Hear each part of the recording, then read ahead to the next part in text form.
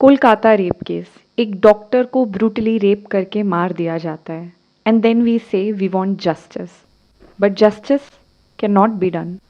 I find this so illogical कि हम कहते हैं हमें जस्टिस चाहिए निर्भया के लिए, हमें जस्टिस चाहिए कठुआ रेप केस की उस बच्ची के लिए, हमें जस्टिस चाहिए कोलकाता की डॉक्टर के लिए, और हमें लगता है कि अगर रेपिस्ट को सज़ा मिल जाएगी तो जस्टिस हो जाएगी। क्या उससे निर्भया वापस आ पाएगी? क्या उससे रेप विक्टिम का पेन कम हो पाएगा? सो स्टॉप सेइंग दिस कि वी वांट जस्टिस, क्योंकि जस्टिस तो अब मिल ही नहीं सकती। जो अनजस्ट हो चुका है उसको अब बदला ही नहीं जा सकता। हाँ, हम एक रेपिस्ट को सजा दे सकते हैं, but punishment is not justice. तो ये जो जस्टिस की और इनजस्टिस की हम कहानी अपने आप को सुनाते हैं, हम मोमबत्तियां जलाते हैं, हम यूट्यूब पे वीडियोस बनाते हैं हैशटैग जस्टिस, हम व्हाट्सएप पे स्टेटस डालते हैं, खुद से सवाल करें कि क्या सही में we can ever have justice? These girls can ever have justice? It is like saying कि अगर हमारे समाज में रेप जैसे ही हो वैसे ही सज़ा मिल जाए तो हमारा समाज एक जस्ट समाज है, हमारा समाज एकदम बिल्कुल जस्टिस को फॉलो करता है, क्योंकि हमारे समाज में ईंट का जवाब हम पत्थर से देते हैं। We live in a democratic world, so हम सबके अपने अपने ओपिनियन हो सकते हैं। आपको लग सकता है ये जस्टिस है, पर मेरे लिए दिस इज़ नॉट जस्टिस। मेरे लिए जस्टिस वो है जहाँ पर रेप ही ना हो। Now, how do we ensure that कि rapes ना हो? Stricter laws, brilliant idea। या फिर मैंने एक व्हाट्सएप स्टेटस ये भी देखा था कि पॉर्न को बैन कर देते हैं। Now, I'm not going into this debate कि हम पॉर्न को बैन करें या ना करें, पर पता है जो लोग रेप के बाद ऐसा बोलते हैं ना कि पॉर्न को बैन कर देना चाहिए, they don't have this basic understanding कि rape is not about sex. Rape is about exercising power on someone. Rape is not a sexual act. It's a power act. कोई रेप इसलिए नहीं करता क्योंकि उसको सेक्स चाहिए है या फिर उसको किसी पर्सन की बॉडी अट्रैक्टेड लग रही है। वो रेप इसलिए करता है क्योंकि उसको लगता है कि वो ये कर सकता है। उसको ऐसा लगता है कि एक लड़की की बॉडी को कमोडिटी की तरह यूज किया जा सकता है। ये सेक्स की डिजायर, ये किसी की बॉडी के प्रति अट्रैक्शन तो एक लड़की को भी फील होती है, एक लड़की भी पॉर्न देखती है। At least I do watch it. I can never ever imagine कि मैं या कोई भी लड़की किसी का जाकर के रेप करे, क्योंकि हमें वो पावर नहीं फील होती। पर main they do feel that powerful कि वो किसी को कंट्रोल में कर सकते हैं, वो किसी की बॉडी को अपनी मर्जी के हिसाब से यूज कर सकते हैं। तो क्या सही में लगता है पॉर्न को बैन कर देना is a solution? Okay, let's just talk about stricter laws. Well, making our laws strict, government अपने कानूनों को अच्छा करे, गवर्नमेंट कानून की व्यवस्था को अच्छा करे, it's a good idea, it's a brilliant idea, क्योंकि फिर हम डर की वजह से लोगों को रोक सकेंगे ऐसी चीजें करने से। But what I don't like about this thing is कि सब कुछ हमने गवर्नमेंट पे छोड़ दिया, हमने समाज पे छोड़ दिया, हमने भारत देश पे छोड़ दिया। पर ये सरकार, ये समाज, ये देश कौन बनाता है? मुझे तो लगता है इसे मैं और आप बनाते हैं, हम सब मिल करके बनाते हैं। तो क्या इस रेप केस में हमारा कोई रोल नहीं है? क्या किसी ने खुद से ये सवाल किया कि ये जो इतना बड़ा इंसिडेंट हुआ, ये जो इंसिडेंट हर 2 साल बाद होता रहता है, इसमें क्या मेरा भी कोई इतना सा भी कोई रोल है? क्या लगता है जिस इंसान ने अपने आप को इतना पावरफुल समझा कि वो किसी के ऊपर रेप कर सकता है, उसको ये पावर किसने दी? या किसी भी आदमी को पावर कौन देता है? कहाँ से वो इतना पावरफुल फील कर रहा है कि उसको लगता है कि वो डोमेस्टिक वायलेंस कर सकता है, वो रेप कर सकता है, वो मैनिपुलेट कर सकता है, वो कुछ भी कर सकता है?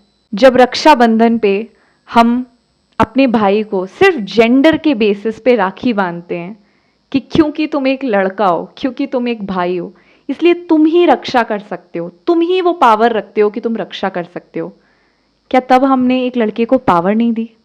जब एक फादर ने, एक पिता ने अपनी बेटी के लिए ये डिसीजन लिया कि मैं डिसाइड करूंगा कि तुम किससे शादी करोगी, और फिर वो बेटी कहती है कि हाँ, मैं कहाँ डिसाइड कर पाऊंगी, मेरे पापा ही ये डिसीजन ले सकते हैं, मैं क्या ही बोलूँ इसमें। तो क्या हमने एक आदमी को ये पावर नहीं दे दी कि वो हमारे लिए डिसीजन ले और हमारी लाइफ पे हमारा कोई से ही नहीं है। जब आपने अपने पार्टनर के साथ पेन होते हुए भी सेक्स किया क्योंकि आपको लगता है कि आपको उसको खुश करना ही पड़ेगा, तो क्या आपने उसको ये पावर नहीं दी कि वो जब चाहे, चाहे आपको कितना भी दर्द हो, सेक्स कर सकता है, सेक्सुअल प्लेजर्स ले सकता है। जब एक पति ने ये अज्यूम किया कि उसकी बीवी उसके लिए आलू के पराठे भी बनाएगी और उसकी चड्डियां भी धुलेगी, तो क्या उसने ये अज्यूम नहीं किया कि वो पावरफुल है? हम हर दिन अपने छोटे छोटे एक्शंस में अपने फादर्स को, अपने ब्रदर्स को, अपने बॉयफ्रेंड को, अपने फ्रेंड को, किसी भी एक मेल को वो पावर देते रहते हैं। धीरे धीरे करके वो पावर देते रहते हैं, as if this is a men's world where women are here just to serve men. तो इस मेन्स वर्ड में कुछ मेन होते हैं जो हर एक ह्यूमन की तरह अच्छे बुरे होते हैं, और फिर वो इतना ब्रूटल रेप कर देते हैं जिससे रूह कांप उठे। इंसान हमेशा अच्छा बुरा होता है। लड़कियां कुछ अच्छी होती हैं, कुछ बुरी होती हैं, कुछ लड़के अच्छे होते हैं, बुरे होते हैं। पर यहां सवाल बुरे और अच्छे का नहीं है, यहां सवाल ये है कि ये पावर हम क्यों दे रहे हैं एक जेंडर को। बुरी से बुरी लड़की भी कितना बुरा करेगी, उतना बुरा नहीं जितना एक बुरे से बुरा लड़का कर सकता है, क्योंकि एक लड़के के पास, एक मेल के पास ज्यादा पावर है, और ये पावर हम और आप मिलके देते हैं। नेचुरली मेंस होते हैं powerful, physically they are more powerful than a women. उनकी हाइट बड़ी होती है, उनके पास एनर्जी होती है, उनका बॉडी वेट ज्यादा होता है, उनका मास ज्यादा होता है। ये फिजिकल पावर तो नेचर ने दी है, पर मेंटल पावर और सोशल पावर तो हर दिन हम मिल करके देते हैं उन्हें। फिर कहते हैं कि वी वांट जस्टिस। कैसे मिलेगी जस्टिस? मैं जो कह रही हूं, I know there is no immediate solution to it, पर ये इमीडिएट प्रॉब्लम भी तो नहीं है, ये सदियों से चली आ रही प्रॉब्लम है। तुम कैसे अज्यूम कर सकते हैं कि इमीडिएट सोल्यूशन हो जाएगा?